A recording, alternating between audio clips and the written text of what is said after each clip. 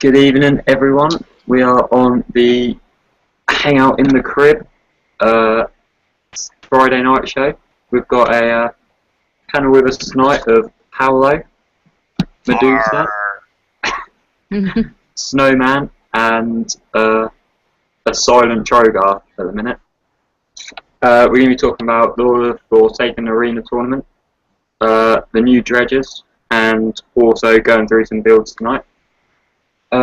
So yeah, let's crack on with the first topic of the night then. The Forsaken Arena tournament.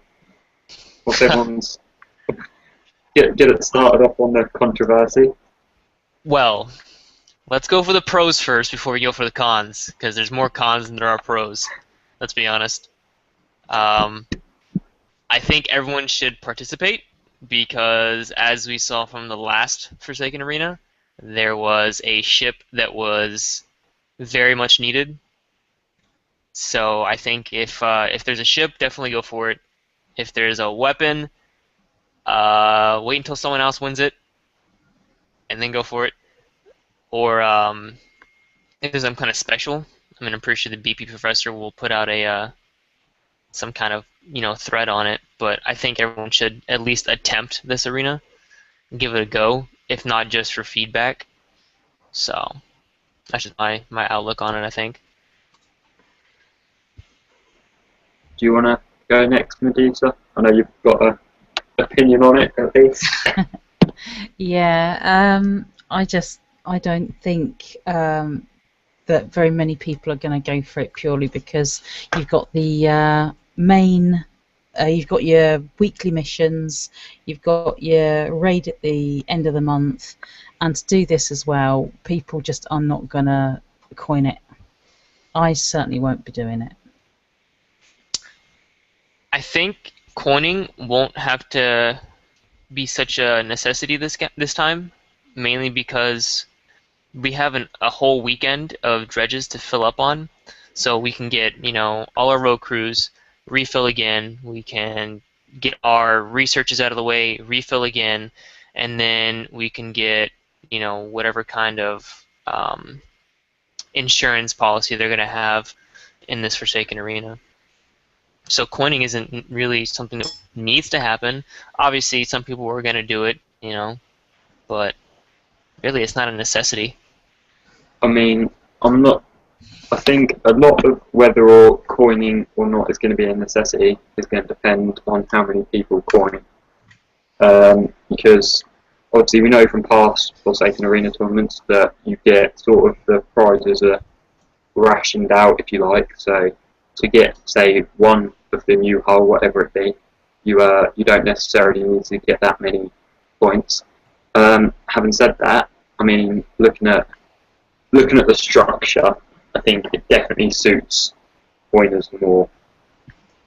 The reason I say that is it doesn't really matter what fleet you've got, and it doesn't really matter what skill you've got in a sense, because what it's going to come down to at the end of the day is how often you're willing to coin to repair your fleet and get back out there and do another fight. Wars. Oh yeah. Wallet Wars. Yeah. Forsaken Wallet Wars. Earth's coming because I forgot to say that. But yeah, the Forsaken Wallet Wars. So, I mean, I think it's going to depend. At the end of the day, I think it's going to depend on activity, depending on how much you need to coin to get into the ship places. Having said that, there's no way of winning without getting. There's no way of getting, say, the top prize without constantly coining to repair your fleet, sending it back out there and fighting again, because you're not going to win battles with no damage. It's just not going to happen. So to get that fleet back out, you're going to have to repair it. How much is it for the 3 repairs? It's what, 1,300? Yeah. 1,250? All right, 1,300. All right. You can hold what, 250,000 uranium? Yeah. Okay, so you can fight 3 rounds with just the 1,300 uranium. Yeah, but you can't do that this month because they've taken it out. So wait, there's no... Paolo, Did you not watch the Wednesday show? This is why everyone's kicking off, Paolo. God. No, I work. I work nights. Oh, right, okay. There Just is so in that- fact no uranium insurance going to be involved whatsoever. So not only are you not going to get your uranium back, you're not going to be able to spend it in the first place. Essentially, correct me if I'm wrong on this, but basically the way it's going to work is Kickstarter putting out a toy box of 20 hulls and a selection of specials, or you can use your own specials and your own weapons to fit onto the hull. What they're going to do is they're going to give you a toy box to play with. Box is going to involve up to 20 hulls and a number of components in order to build your fleet. You will be able to change your fleet whenever you want to, as long as your fleet is full health. Obviously, without repair insurance, that's going to cost you coin in order to do so. They are saying that you can have more than one slot, so you can have more than one fleet in order to use. But again, any secondary or tertiary slots that you're going to have to pay for either uranium or gold in order to have those. It doesn't stop the fact that you are going to have to coin your repairs. So basically, essentially, when you fight a battle afterwards, you're going to have to either wait out the repair or coin the repair before you can use the fleet again. The only way to use a different fleet would be to buy another slot. So literally, basically, the idea behind it was that Kickstarter said that they wanted to level the playing field so that it's not just the high-end players that have got the latest and greatest hulls and the greatest fleets and the best rank that are kicking everybody's ass.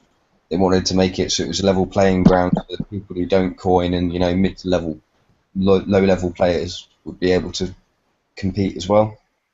Well, however, now they've taken the fact that you can't actually do it without coining now, so they've sort of kicked them people in the teeth as well. yeah, either way you're getting fucked. Well, Yeah. pretty much, yeah, because you've got people who have obviously built an arena-specific fleet, so they've been fucked by the fact that they can't use their fleet.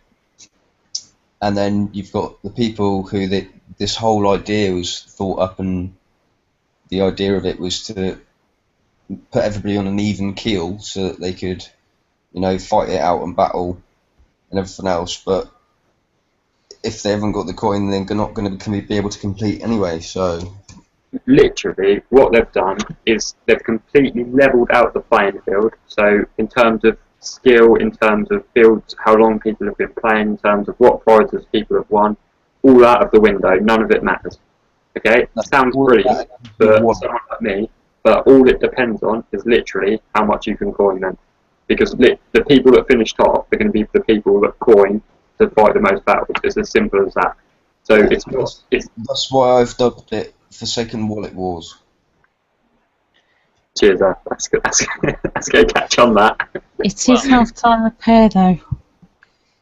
Yeah, Which I mean, is I've just a bit back, but Yeah, because half-time repairs great compared with no repair at all, isn't it?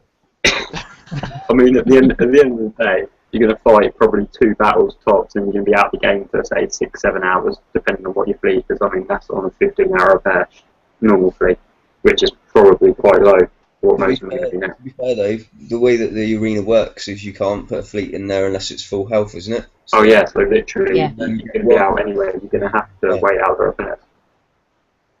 Oh, it's so annoying. I think they didn't only fuck over the little guys, but they fucked over the coiners too, because now we're gonna have to compete with hackers in the faking arena, like before you're able to, because you had uranium to kind of keep you going. You didn't have to spend coin.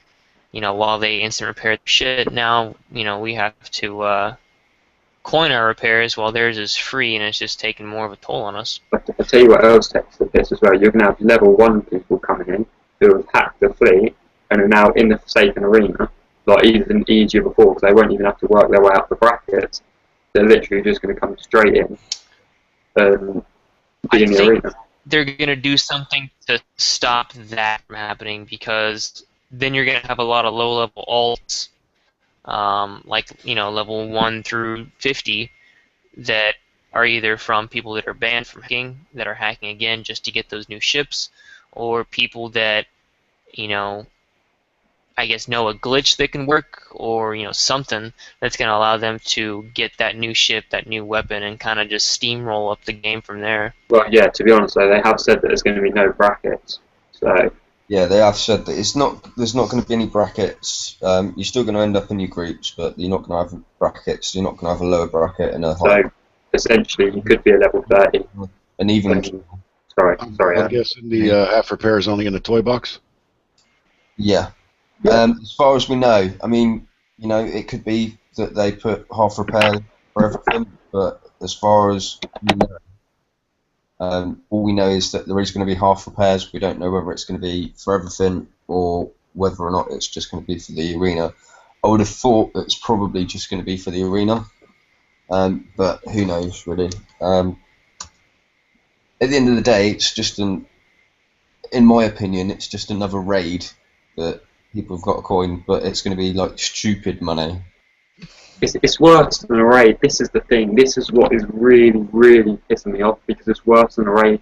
In a raid, I get by in a raid. Do you know what I mean? I can get by without coin in a raid with a bit of, well, I would say skill, but it's definitely not driving skill. But with the right fleets and a bit of grinding, I can get through in a raid. With a raid, you can at least play a bit of strategy. You know how much you get for what your repairs are going to be roughly. You work out a system and you can start doing it and stuff like that. But this is just like it's going to be an absolute coin fest if it's coin repairs all the time, because you can't fight an FVF battle and take minimal damage in most cases. Exactly. The only fleet that's going to be able to do it is subs. And I'm thinking most fleets are going to run a Frosty in theirs if they're in the toy box. And if subs are even in the toy box. Do you know what I mean? So unless... They will be. I guarantee it. Yeah. I mean, kits I don't particularly like subs, so it wouldn't surprise me if they weren't. Because that's what's going to save people repairs. You've got to think as well, though, if they're going to put the Frosty in there, they'll put subs in there. Well, yeah, if they put the Frost. But what I'm saying is there's not going to be a way of subbing ships out and then not taking any damage. Do you know what I mean? It's just not going to happen. 400% repair modifier, aren't they? So, or 300. Yeah. Oh, that's so... Literally, this could not be any worse for non-coiners at all. I feel like it's such a mug, because if anyone watches the show on the Friday before, I was like, yeah, it sounds like a really good idea. Kicks, I might actually make a decent thing that isn't going to cost people loads, and it might actually just be a battle of skill like once in the game, and they literally couldn't have made it further from, because it is just a battle of coin, and there's no other aspect to it. Because yeah, okay, you can say that you can build the right fleet, but as soon as you come up against someone else's fleet that is yours, you're going to be like, oh yeah, I think I'll build that thing. Do you know what I mean? It's just going to come down to coining at the end of the day, because like Herb said, you can't take no damage. Sorry, Snake, go on. I think the only question now is whether Kixeye really thinks they were helping us, or they just fucked up again. They know. They know. I mean, you gotta imagine that there's some of the Kixeye staff that plays this game. You gotta think that, they know that this is a terrible, terrible idea, and that, no one's gonna really play this except for hackers or extreme coiners like, Earth. the people it helps, the people that say level 54, 5, that don't have a lot of decent tech, but want to coin loads, because those people are in luck in a big way. Oh, hi, Paul. I don't know if it's still... At the end of the day, I'm just liking the Forsaken Arena tournament. It's June Forsaken what it was. That's about the massive thing in it. Yeah. So, Oh, sorry. Go ahead. To be honest with you, I mean, I've said most of my bit now, but it's just an absolute joke. I honestly, I can't believe that they've stooped to a point where they would literally, you know, it is pure coin. There's no aspect of even how long you've played the game, what ships you've won, what your skill level's like. Do you know, you could literally be a level 2, come into the game and win yourself whatever the top prize is if you're willing to spend enough. And that to me is just pure shit. Because how is that in any way, you know, like balancing the game? Do you know what I mean? It's like, It's not constructive at all, is it really? nah. When I heard about it on the Wednesday show, I was absolutely livid because the whole thing is, it couldn't be more anti-non-coin. And like I say, if you're a level 52 who wants the coin, brilliant for you. And to be honest with you, they're Kickstarter's future players. That's why Kickstarter done it. Kickstarter done it because they're thinking, right, we've got players that are like level 40 that don't want to be coin loads every single raid to try and catch up. Oh, I know what we'll do. We'll give them a Forsaken Arena tour or Forsaken Wallet tour where they can just coin loads and then instantly catch up the big players. That is Kickstarter's thinking. And to be honest with you, there's players that will help. I mean, think about someone like Scotty, who you know, didn't start the game that long ago, which is obviously fine for him, and he's coined his way up. If Scotty had the opportunity now to play in something like this, it would just sped him up time, wouldn't it? It'd be competitive quicker. Well, that's the benefits. I posted up a poll on the Alliance Crib yesterday, and just the people that have taken part in the poll I put on there, just to give you an idea of how people are thinking towards the Forsaken Wallet Wars. 8 people chose the fact that they love the name Forsaken Wallet Wars and it fits really beautifully. 11 people chose bacon tits because the only thing that's better than tits is tits with bacon on. And then we've got over 230 people that aren't going to take part at all. 32 people have chosen to take part, but they won't coin a dime. And there is 4 people out of the entire poll that have said that they'll take part and they'll coin. So that sort of gives you an idea of people's thoughts of it are, really. I mean, let's be honest, let's have a show of hands as to who's going to do what with it coming up. I mean, who's going to take part and coin their ass off for it? I'm not going to do that. I'm going to have a look, but I'm not going to coin. I'm going to have a look first, I think. I don't think you're going to be coining that. Yeah, same for me. If it's anything like the Aegis, then I think I might, depending on how outrageous, you know, the brackets are.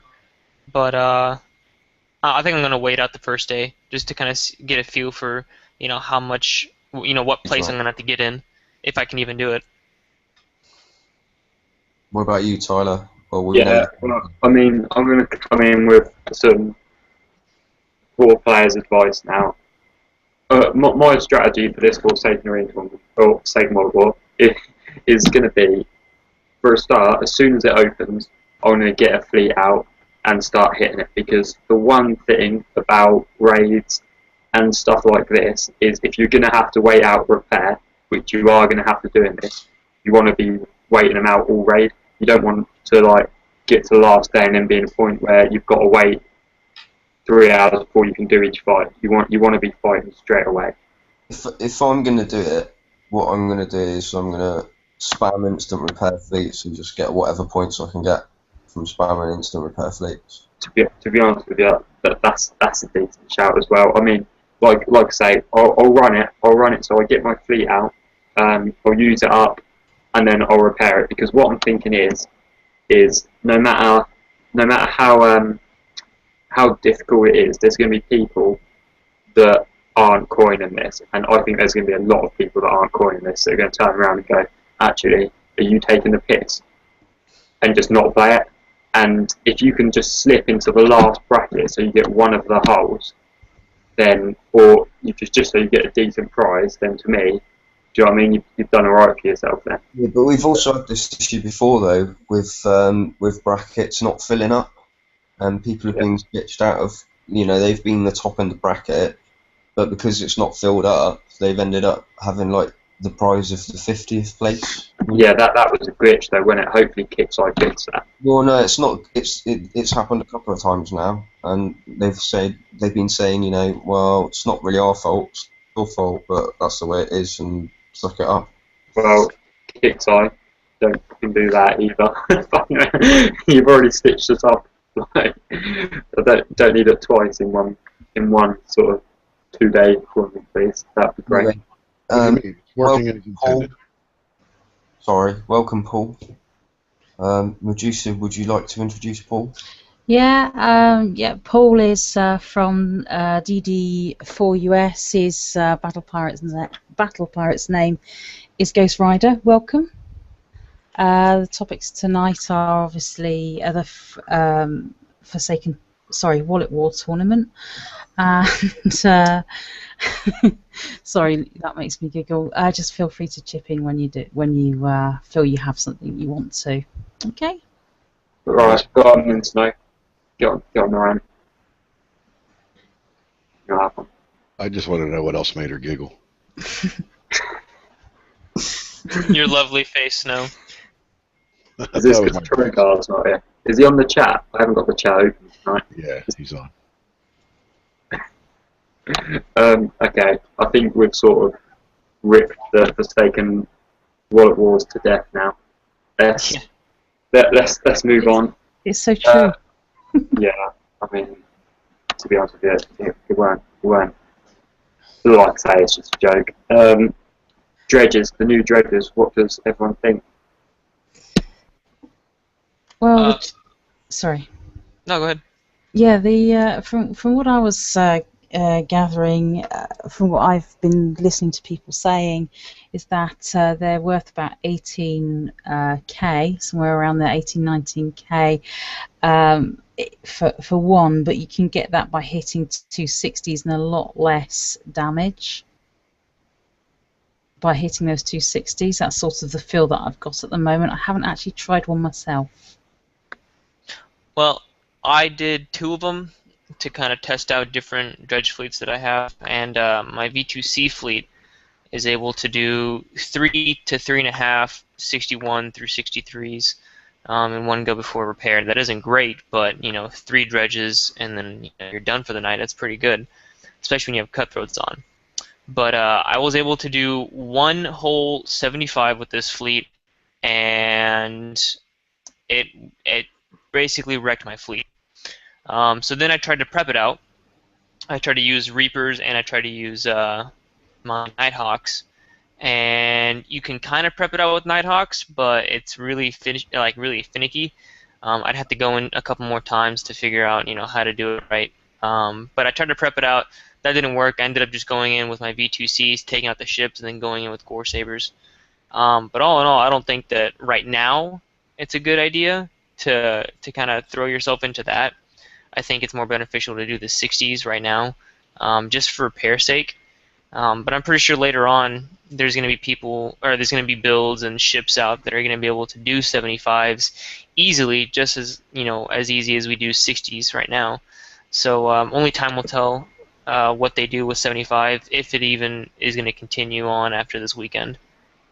I mean, I guess this is a bit like having the elites in a raid, in the sense that if someone was a bit of a heavy coiner and not much of a patient player, they could run in, blitz through 375s through the extent of their radio cutthroats, coin the repair, and then take a crap load of uranium from it. I see that as probably the sort of players that's going to target and benefit. Until then, yeah, I guess I agree with Power. It's probably easier to do the 60s, and run it like that, unless they obviously up the 60s, which they have done before. They might well do again, which could then shift the balance a bit. Well, they actually reduced the damage. Well, I think it seems like, at least whenever I'm doing it, I'm taking a lot less damage. It could be from retros, but I don't think it is. But they did reduce the damage on 63s, I believe. No, 61s, because 61s used to kick my ass. And now they do like maybe 35% damage to a fleet. The ones are the easiest ones. You just got to adjust where to go in. I think I have the pattern set for my 63s more than I have 61s. I think it's kind of a coincidence, or not really a coincidence actually, that the 75 Dredges came out right before this whole new kind of toy box thing is coming out. I think what would be cool, but it's probably not going to happen, is if you don't have the ships in the toy box, you can get them at the end of the raid. That's kind of like a reward, pretty much. If you have a certain amount of points, kind of like a little mini, raid. That way, it can kind of help people do the 60s and potentially do the 75s. That might be something that they will do with this new arena, is some way to kind of balance out these 75s.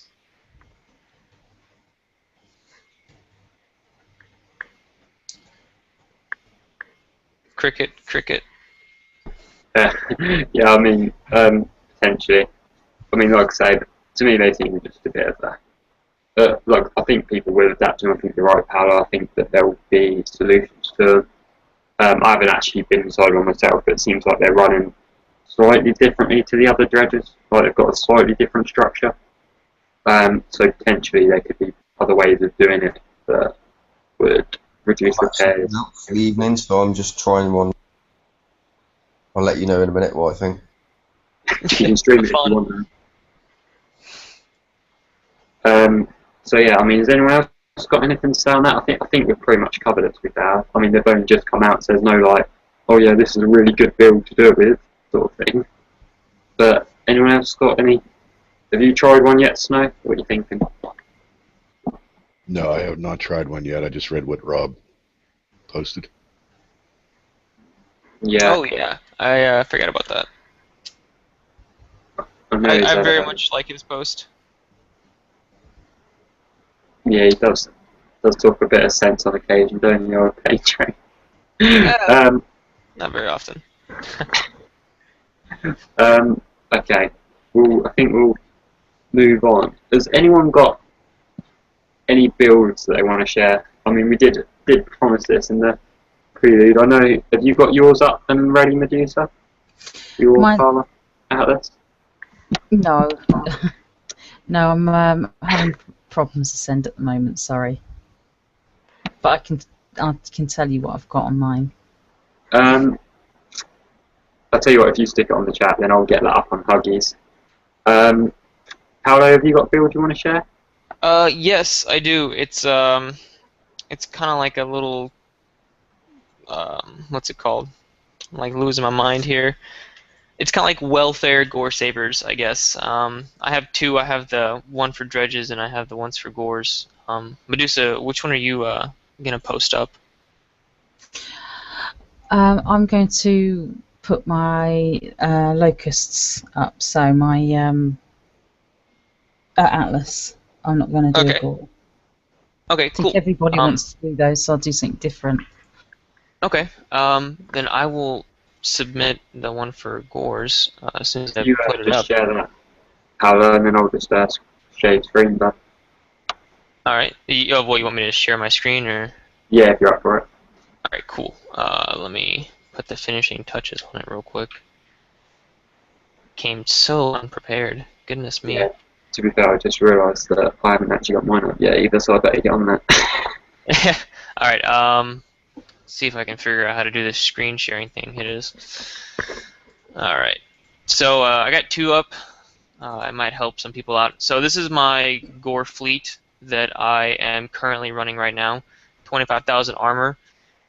It has turret defenses along with almost 75 across the board, or 70 across the board, except for radioactive, which is at 65, which is a pretty good number to be at. You have 68 missile, which is more or less compensated by with the evade, which is at almost 70. If I get my, I think if I get something to R15, it'll bump up to 70. I'm not sure. But then the combat speed is what really is important with these War Sabers. If these things slow down, you're so screwed, because I think you'd have a minimum of 25 to outrun a Apocalypse Mortar from 5 blocks away. It's 23 if they're farther than 5 blocks away. That doesn't really help much in a channel, but you know, it's just little tidbits of information there. Anyway, so let's jump into this. So my thought process behind this was, I want to be able to run past Cerberuses, I want to be able to run past Gargoyles, I want to be able to take a little bit of damage from Locust, which I think the armor and the reduction in explosive damage kind of helps out a lot with this, along with the Frosty Field. Now the Frostburn, I really didn't know what to put on it, honestly. Mine currently has strike missiles on it still, because I interchange it with my 2Cs. But right now, I just have Blade Thrower on there just to kind of put something there, I guess. Honestly, your lead ship, just you can put whatever you want there. You can put a Grim with, you know, lightly armored kind of sorta, and then you put like an Aegis there to kind of protect the, you know, the rest of the fleet. But what really matters is the core 3 ships. Core 3 ships is what really gives it, you know, obviously the damage and, you know, the shock and awe factor. I wasn't really worried about the whole splash thing. I think that the rocket itself has some pretty awesome splash. So I didn't really put anything for that on here. And I think that that kind of helps a little bit, because it's more or less a turtle now. It can take a lot of damage, and it can still dish out some, you know, one hell of a damage output. So that is that build. And there's a couple of things you can do to adjust this. If you want to get rid of those Blaze Throwers, put like a missile on there for a spotter for another fleet. You can put some anti-mortars and anti-missiles on these, just to kind of help, you know, give yourself a little bit of a defense against, you know, mastodons or anything like that that's in the back of the base. So that is my Gore Saber build. Yeah, I mean, just looking through that, I mean, it looks pretty solid. But like you say, I know I thought it was you, Power, but I guess it wasn't. But someone had high explosive shells on theirs. Was that you who drafted it on? That was me. Who I had that the very night that these came out. I Yeah. kind of, and I had them on here. They were nice. Don't get me wrong, and they are pretty fucking scary. You know, whenever you're hitting a guard and like, you know, 3, 4, 5 blocks away, that there's damage being taken from turrets. That's cool and all, but you're having to take away either, you know, your siege battery. You're either having to take away your reflective coating. You have to give something up to have that on there. And I think defense is a little bit more important than splash, but that's my personal opinion. Some people's playstyle is, you know, put Reaver on there, put some Reaver engine on there, and zoom past everything while you're splashing everything to death. You know, but everything in a gunboat can fucking kill you. So I kind of gave up that little bit of splash that I got, and in turn stacked on some pretty mean defenses. Yeah, I mean, like, when I saw you do that, I thought that's a pretty solid idea. On the basis that if I was running it behind a tank, as it were, because I know you're Frosty. I think I saw it, and it wasn't too armored up. Not. Yeah, I didn't catch the figure, but I know it wasn't too high. Yeah, the Frostburn only had it had 3 D5E with 1 Reaver Bulkhead, bulkhead. yeah. So it gives it 20, but it's not too great. I mean, but, for instance, my Frostburn, I've stuck with 4 Reaver bulkhead to literally just make it ready to tank, which means it's got a bit low evade, but it's a bit of a monster sort of thing. So I was just thinking, like, in terms of the Gore Saber, would it be worth potentially considering, I don't know, maybe running one of them out front with siege battery and then having the splash on the 2 behind? You know, I guess that wouldn't really work in bases, but in terms of like PvE aspects, where you could, you know, micromanage a ship so that the one that you wanted to take the hit was in front, that could work. You know, I was thinking about that honestly, but the thing I don't like about that is that you have to kind of hang back, you know, your fleet, right? And the thing I was talking about earlier is if you have your Apocalypse mortars R15, if you have them put in the right place, they're going to annihilate anything farther back than 1.5 blocks behind that lead ship. So unless you can stun them and somehow kill them before they start laying on the Hearst, yes, I said Hearst. So before they can start laying on, you know, some serious damage on you, your fleet is virtually useless. You got to think of it as if your fleet hangs back, you have the equivalent of a Mastodon. So Yeah. normally what I do is if I'm going through a channel, I try to have my Frosty to the side. So if I can have my Gore Sabers, you know, bunch up on the left of the wall, I can have my Frostburn on the right side, and it's not being targeted by, you know, all those other ships, so it does kind of last a little bit longer. But since I do run past gargoyles, it does take damage, and maybe half the base, if not towards the, you know, the death turn that most bases have. Normally around there it dies, but that's fine. The rest of the fleet's at 50%, and it still has enough. If not, you know, I have a pinch at that point. So Yeah, I mean that's probably sort of testament to the difference between your skill level and my skill level, where I'm just a bit like, oh shit, everything run, and you're like, oh, oh yeah, you know, I might be. your build would work, like your idea would work amazing if we had the ability to put on some kind of armor that was, you know, some kind of bulkhead type armor that gave more defenses than this right here. This radioactive defense is, you know, that this is at R15 is 12.4.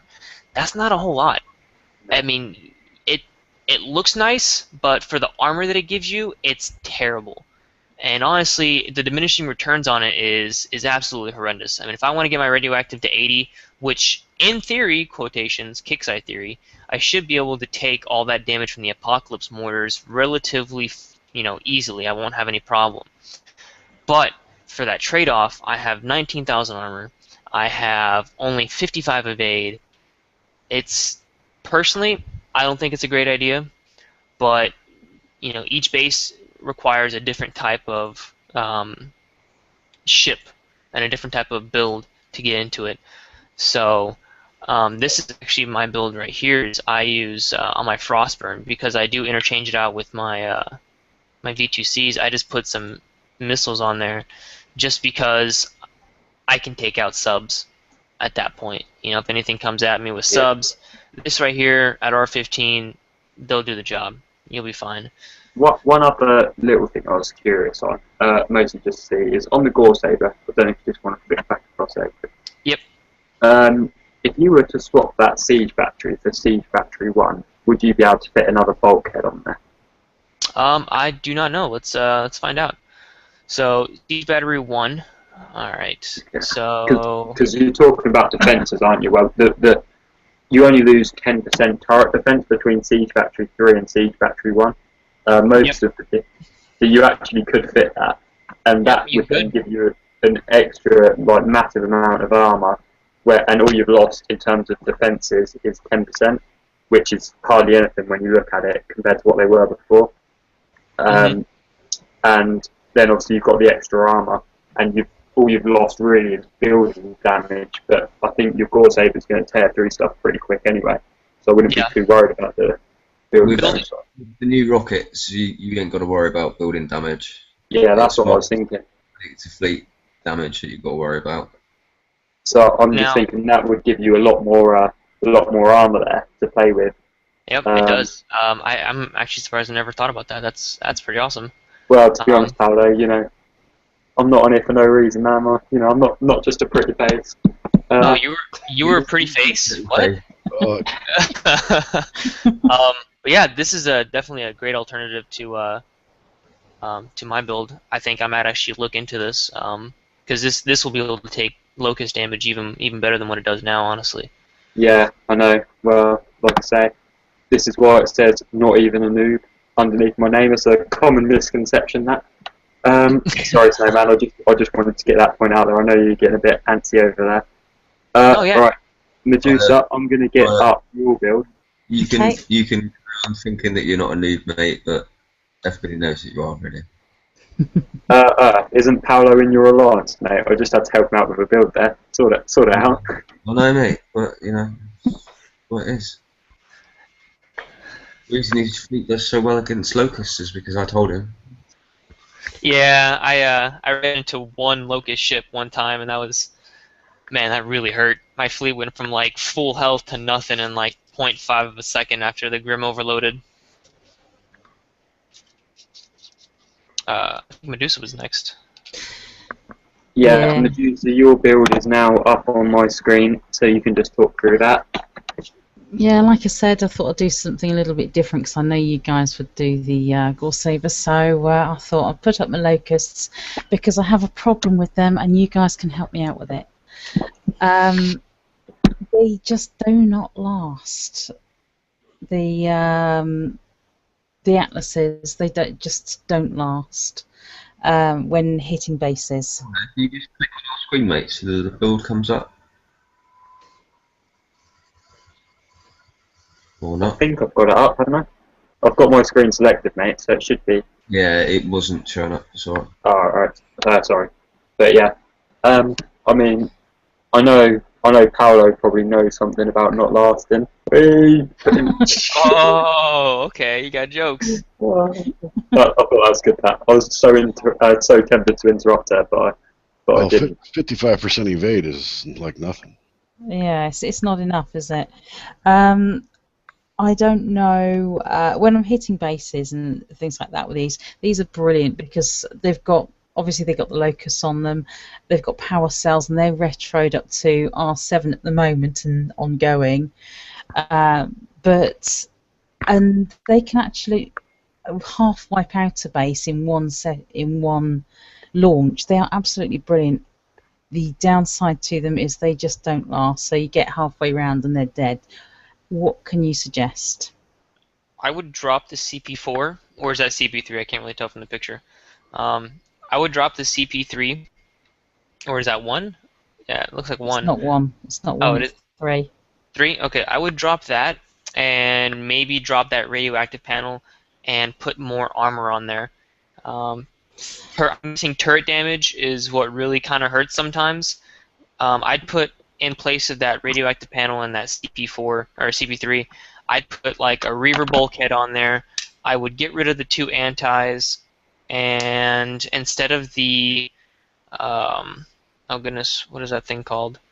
That special. Power cells. No, power. I like power cells, but I don't at the Oh. same time. They really do rock. What I Yeah. would say, one thing that I would say is I'd probably go speed system 3 on there. So that's going to give you an extra 9% evade. That should be speed system 3 on there. The downside to that is it's just not quite fast enough to outrun APOCs. So they just keep getting them. You're always going to get slammed with atlases if they've got APOCs, especially if they're retroed, because the speed's just not good enough. Really. Medusa, have you got this up on your? Have you got this up on your screen? The Huggies thing. Can you just share that so I can talk through it while you're over it? Because I can't do both at once. Look at it and. Sure. Is that alright? If you just click the green right arrow on the left hand side of your screen, that will share your screen. Okay, bear with me. Did I mention Tyler's noob? Cheers, Oh, sorry, I just thought I'd get that in there, just in case anybody didn't know. I thought it was very well needed. Well, he hasn't touched his nose too much tonight, so that's a plus. Yeah, I'd just like to point out that the Battle Products Group does not condone drugs. It's but yeah, I don't. Once Medusa gets this up, I just had a couple of ideas, didn't I? Obviously, now the noobs are done talking. See what we can do. Okay, I think. No. Do you happen to have warbirds, Medusa? No, I don't. I didn't do that one. Oh, damn. I would say that'd be a even better choice than using your Atlas because of that extra slot. for specials. Right. Okay. Then. Turned off your screen share there. Can you see that? No. I think you turned it off. Like you got it on and then Oh, you took right. it straight. Oh, I don't know. I don't know how to do Oh, this. here, you got something coming now. Right. Can you see Click on that? to Is that Huggies. it? Yeah, I can see it now. Right, okay. So Love do the what I've background. said and swap the engine 3 for speed system 3. Because that will give you a bit of a boost. Right. Okay. The other thing is that, like I said, with the ARF, when you've got these Apox Retro, that is a real thing that just catches them. So Yeah, I'm not I think they're going to convinced wreck you either way because 1980 isn't going to outrun them either. So I think If there are 15 and they are, so if they're fully retroed for the APOC mortar itself, and then if they're fully retroed on their eruption pyre, it works out to around about, well, it depends on how the distance away, but it's between 24 and 26 in order to outrun them combat speed. So, you know, you're going to get slammed by them with Harlocks anyway, really. So right. that's the trouble with Harlocks now.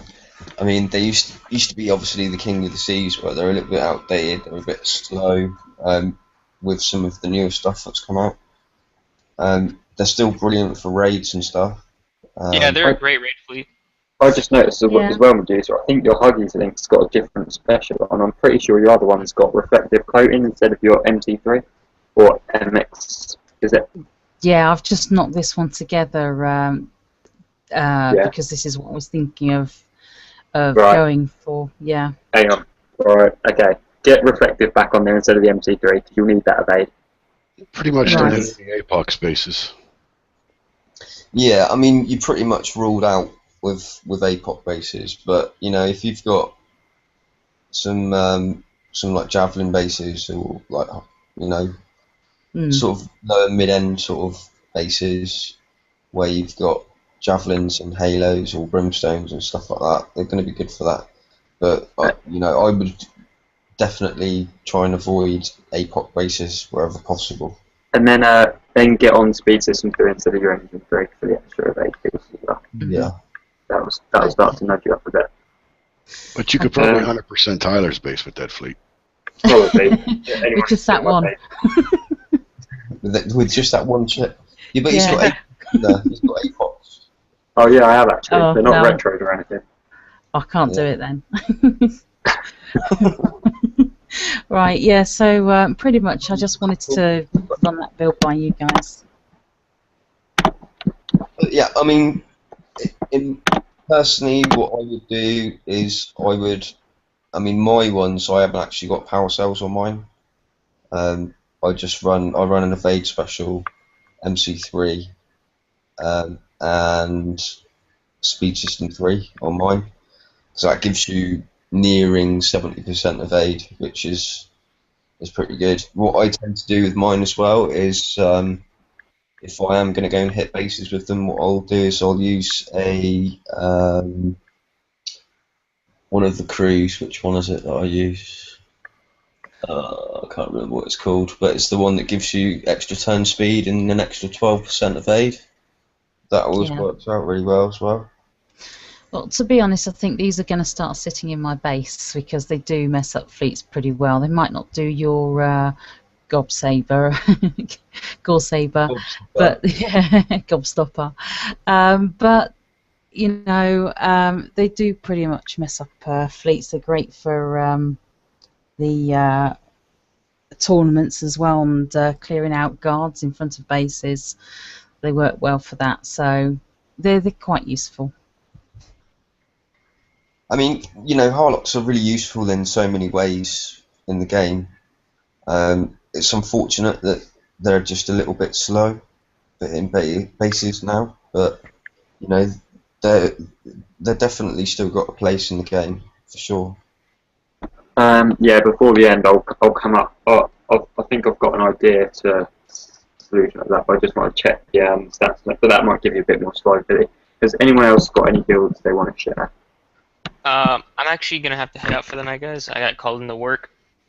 So thanks for having me on the show, and Thanks for playing Battle Pirates. Yay!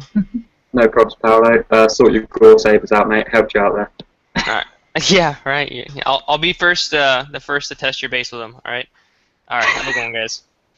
See you later, mate. Catch you later. Snow, have you got a build you want to share?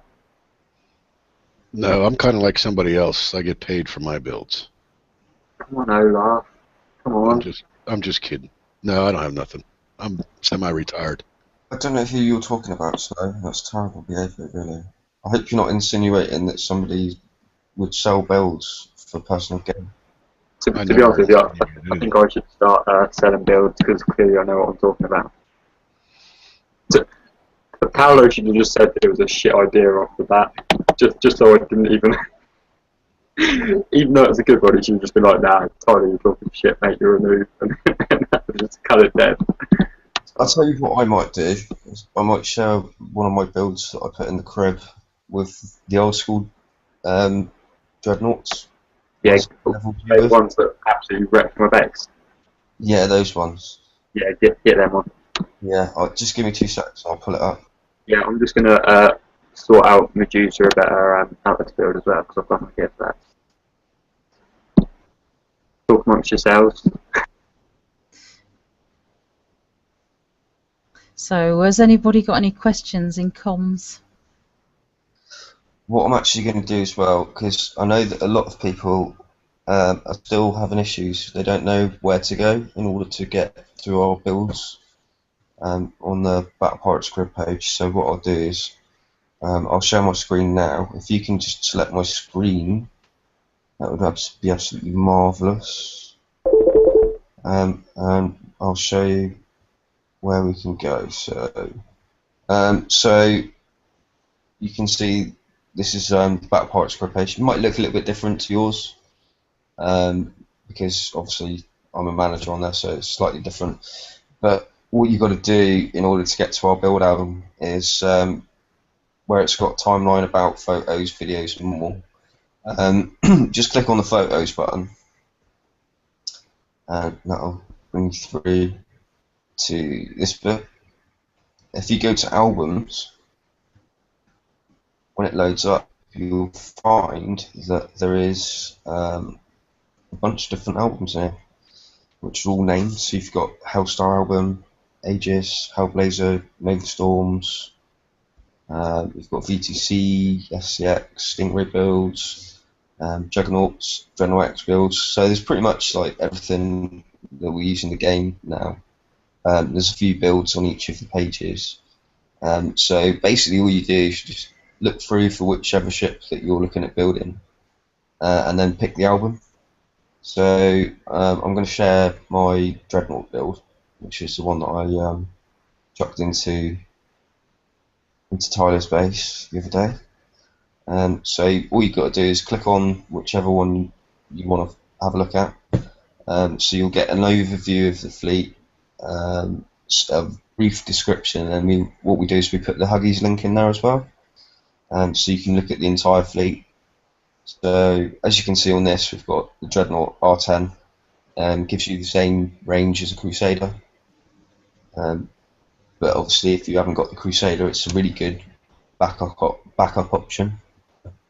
So this is the build that I've got for the Dreadnought, with 3 Arbalists over 4 ships. So you end up with obviously 12 Arbalists on there, and a couple of Hails on there. So there's 4 Hail A's on each ship. Across the fleet, 16 Hail A's works out really well against any locusts and stuff like that, especially in like raid targets where there's not really a massive deal of them, and the reload time on them is not very quick. It works really well. I mean, in the last raid I was using these, and they were taking out all of the locusts before they even reached my ship. So, I mean, I was running this fleet with no armor last raid, and I was hitting the Reaver 90s quite easily, going through those. So this is a really good fleet, I think, especially if you haven't got the Crusaders. Obviously, Crusaders are better because they have the bonus with repetitive shots getting higher accuracy. So they're always going to be a little bit better. But I really like these, and they look cool. So that's what it is. So basically, you go in, have a look. If you click the Huggies link, it will show you the entire fleet in Huggies. It'll take you right there, and you can have a little bit of a play, see what you can change up if you want to change anything in there. So that's basically what I just wanted to show everybody, just so that they know how to get to the builds and they can have a look, really. Does anybody want to make any comments on the fleet I've got there? I think, I mean, obviously they tore through my base. I think the only thing is in higher, well, in any semi-decent base, you might have a trouble with the armour, but I guess they're not really, you've obviously got better bases than them anyway, so. It's more for sort of up to sort of like level 70, 75 sort of builds, really. I guess as well. Obviously, I didn't have any armour on the ones that I hit you with either, so. Don't talk shit. I haven't actually armoured them yet, but. Yeah. Sorry. It's a really good fleet. I mean, I can do the entire Forsaken mission with this fleet quite happily. Just the one fleet will do the entire Forsaken mission for probably about half to 3/4. The repair time on it's not bad for doing that, hitting 65s. So I mean the total repair time for the fleet is 20 hours. But if you're going to hit 565s with it and only get like half to 3/4 damage, I mean that's pretty good in my book as far as I'm concerned. So it's a really good fleet for doing that. It's a good fleet for doing dredges. This fleet will do 3, sometimes 4 dredges, depending on how well it's driven. 61s are probably the best ones to do with this fleet, and come in at the top.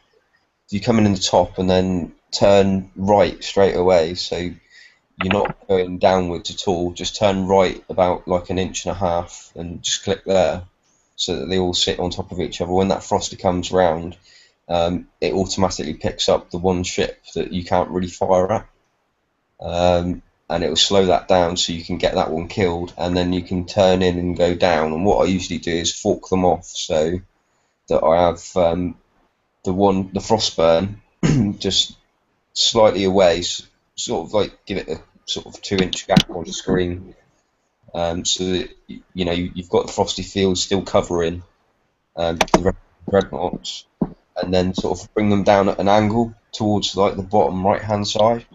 And if you time it right, you can take out all of the ships in one go, and you can take the whole dredge out in probably less than 2 minutes easily. And it's a really good fleet. It's not masses of tech. A lot of people will have been able to pick up the Arbalest, and the Dreadnought's been around for yonks now. So I think it's been around for only a couple of mil as well, and in the last few raids. Yeah, I mean, it's 3-4 mil. For the money, for the money that it is, really, if you look at it, for what's been charged for it in raids and stuff, it's a really, really good fleet to have. It's one of those, and you can change this up so you can make it into a 3-ship fleet. You can drop one out completely, and you can add an extra Arbalest to it. Then you might be able to get some bulkheads on them as well, might you? Put one bulkhead on each then, and change your Frostburn as well, so add some bulk to the Frostburn as well. So you've got that, and then you can add some, like Paolo was saying earlier, you can add some extra missiles to it, just in case you get caught with subs, so you can chuck a few strikes on there, one too many. But it's a really good little fleet. You can obviously bump the armour up, chuck an extra Arbalest on, and have a 3-ship fleet with a bit of bulk on your Frostburn. That looks pretty good. There. Yeah. Okay. I'm a bit conscious of time, and I want to share this build, so go away. Yeah. You're done. So on the back of Medusas, I kind of went away and drafted up a potential change first. So you can see on mine of the armor's gone up from, like, I think it was about 13,000. You're now at almost 20,000. And your evade's gone up to 60%, and you've still got the same firepower. I'm guessing you have D5E and Bulkhead Medusa, or you at least get tier 4 in the mission, so you'll probably get them soon. That be right? Kickstarter seemed fit that I don't have it. But you're likely to get it soon, yeah. Like, Yeah, when it comes out, I'm going to get it very soon. So yeah. So I mean, on this, your radioactive defense has gone down a bit. You could swap a D4R for a D5E. Was yours a 3 or 4 ship fleet? I didn't quite catch it. Was it 3 with a lead? it's 3 with a lead. Yeah. So if I did that, do Got you know how three. much your lead weighs roughly, or do you vary it up? I don't know how much it weighs. Hang on, I need to go bring my base back up there with me.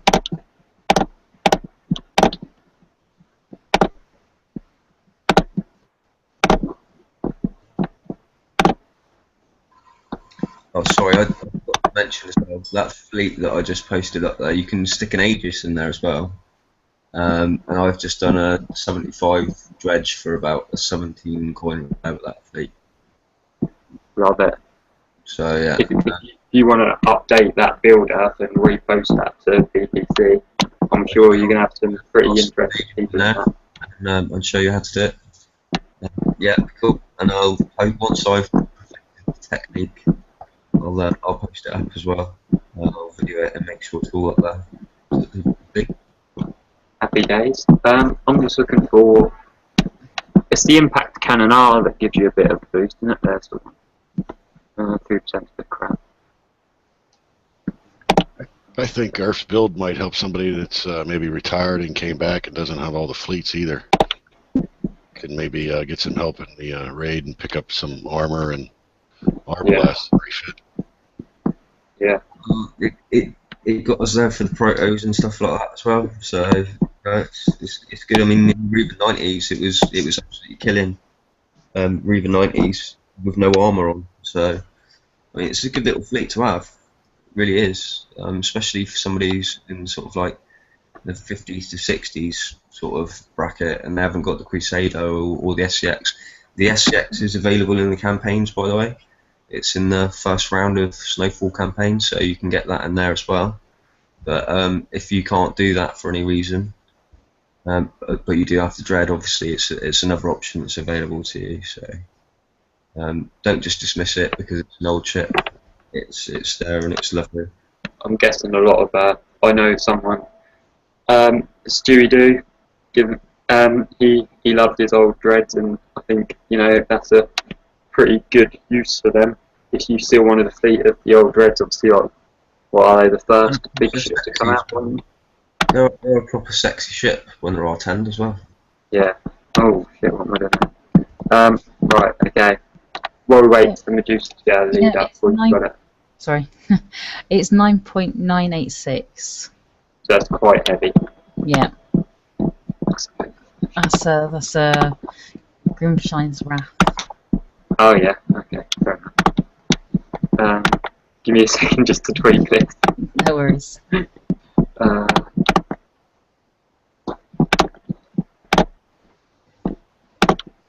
have the loudest mouse on the face of the earth. I know, it's so bad, isn't it? Sorry. I was trying to do it quickly. Right. Who saw how quickly I tweaked that though? That was well impressive, wasn't it? Fast. We might go.